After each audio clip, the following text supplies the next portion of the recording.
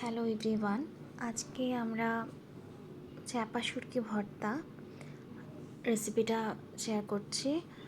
Just হচ্ছে আমাদের মাত্র 3টা উপকরণ লাগবে: পেঁয়াজ কুচি, শুটকি, লাল মরিচ গুঁড়া আর লবণ আর তেল। তো ফার্স্টে হচ্ছে আমি একটা কড়াই বসিয়ে দিলাম। তার মধ্যে তেলটা আসলে আমরা খুবই কম খাই, মানে সেই আন্দাজে তেলটা দিয়েছিলাম। আপনারা আপনাদের আন্দাজ মতো তেল দেবেন।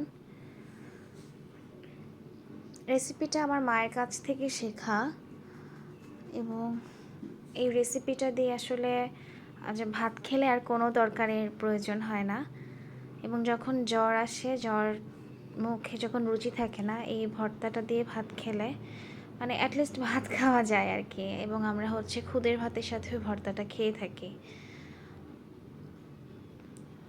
ফার্স্টে হচ্ছে তেলটা গরম হয়ে যাওয়ার পর পেঁয়াজটা দিয়ে দিলাম।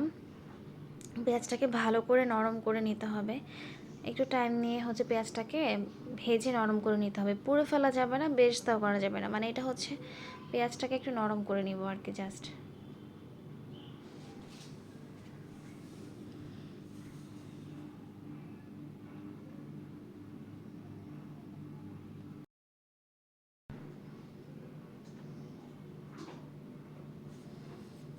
তারপর শুটকিটা দিয়ে দিব।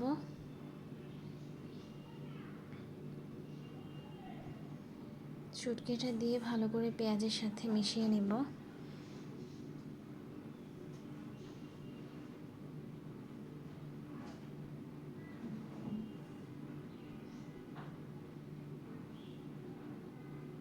শুটকিটা মেশানো প্রায় হয়ে গেছে। আপনারা চাইলে মাথাটা ফেলে দিতে পারেন শুটকির, আমরা পুরোটাই দিই।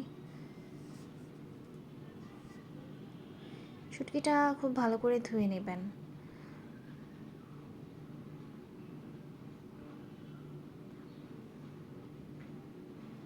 তারপর মরিচের গুঁড়া আর লবণটা দিয়ে দিব।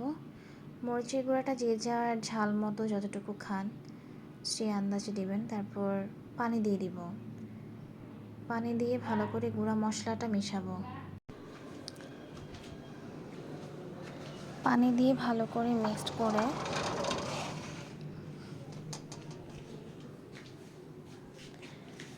পানিটা শুকিয়ে না আসা পর্যন্ত ওয়েট করতে হবে।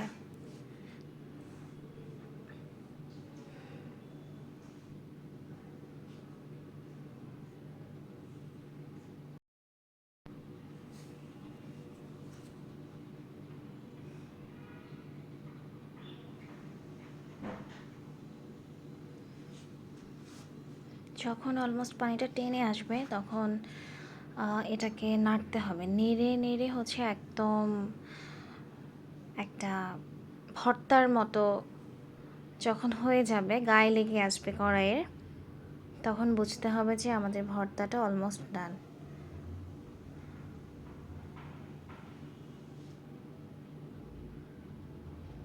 এই যে দেখতে পাচ্ছেন যে কালারটা এখন কেমন চলে আসছে। এই সময়টাতে বুঝতে হবে যে আমাদের ভর্তাটা অনেকটাই মানে হয়ে আসছে। এক্ষেত্রে হচ্ছে ভালো করে নাড়তে হবে এবং নাড়ার উপর থাকতে হবে, নয়তো হচ্ছে পুড়ে যাবে। পুড়ে গেলে ভর্তাটা হচ্ছে তেতো হয়ে যাবে এবং স্মেলটাও ভালো আসবে না। আপনারা জাস্ট একবার এটা বাসায় ট্রাই করে দেখবেন যে এই ভর্তা দিয়ে ভাত খেলে আর কোনো তরকারির প্রয়োজন